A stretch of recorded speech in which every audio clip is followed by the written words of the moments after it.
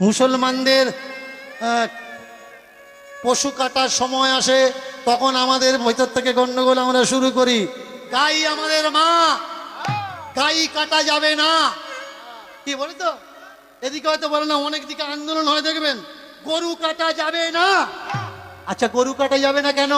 গরু আমাদের দেবতা। আচ্ছা, গরু যদি তোমাদের দেবতা হলো, ব্রহ্ম বৈবর্ত পুরাণ ভালো করে মন দিয়ে শুনবেন। এর জন্য স্টেজে দাঁড়িয়ে আমি বারবার বলি, পড়াশুনো করুন। ব্রহ্ম বৈবর্ত পুরাণ কৃষ্ণ জন্মখণ্ড 106 নম্বর অধ্যায় 61 নম্বর 62 নম্বর 63 নম্বর শ্লোক পড়ে নিন। রুক্মিণীর বিবাহের সময় 1 লক্ষ গরু বলি দেওয়া হচ্ছে ভোজন করানোর জন্য। 1 লক্ষ গরু।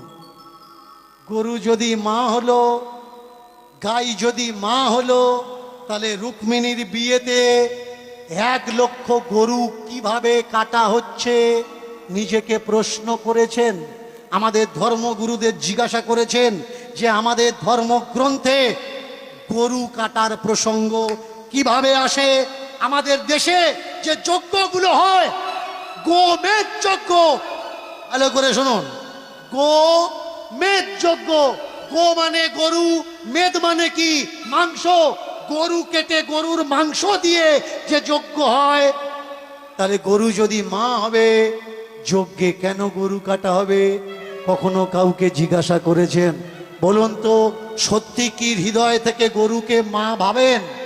জোর করে বলবেন, গরুকে মা ভাবেন? গরুকে যদি মা ভাবেন, তাহলে গরু যদি আমাদের মা হয়, যে আমাদের জন্ম দিয়েছে, আমরা তাকে রেখেছি একটা ঘরে, একটা খাটে, একটা বিছানায়। আর গরু যদি আমাদের মা হয়, গরুকে গলায় দড়ি দিয়ে আমরা বেঁধে রেখেছি গোয়াল ঘরে। আপনি পারবেন আপনার মার গলায় দড়ি দিয়ে গোয়াল ঘরে বেঁধে রাখতে? পারবেন না। মাকে মা বলছেন, কিন্তু কর্তব্যের সময় গলায় দড়ি বেঁধে তাকে গোয়াল ঘরে রেখে দিচ্ছেন। বলুন, গরুকে কারা অপমান করছে? মুসলমানরা নাকি হিন্দুরা? গরু যদি মা হয়, বলুন তো, গরুর ছেলে মানে বাছুরটা কে হবে? ছোট ভাই হবে। মার পেটে যে হয় সে তো ভাই হয়। এবার বলুন, গরুর বাছুর হলে, বাছুরটা যদি আমার ছোট ভাই হলো, 21 দিন পরে গিয়ে প্রথম দোয়াটা কতদিন দেন? কতদিন পরে দেন? 21 দিন না? তাহলে আপনার মা যদি আপনার ছোট ভাইকে জন্ম দিত, 21 দিন পরে আপনার ছোট ভাইয়ের গলায় দড়ি দিয়ে পাশে বেঁধে রেখে আপনার মায়ের জননীর গর্ভধারিণীর দুধ দুয়ে বিক্রি করতে পারতেন? আমাকে বলবেন না যে আমি হিন্দু ধর্মের অপমান করছি। আমি প্রশ্ন করছি, আমি জানি না, আমি অবোধ শিশু। আপনাদের কাছে জানতে চাচ্ছি কোনটা করা উচিত আর কোনটা করা উচিত নয়।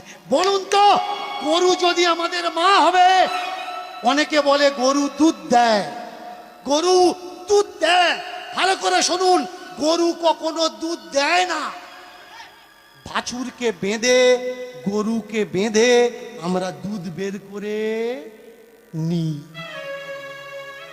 গরু আমাদের দুধ দেয় না, অচেরায় পড়ে দুধ বের করতে বাধ্য করাই।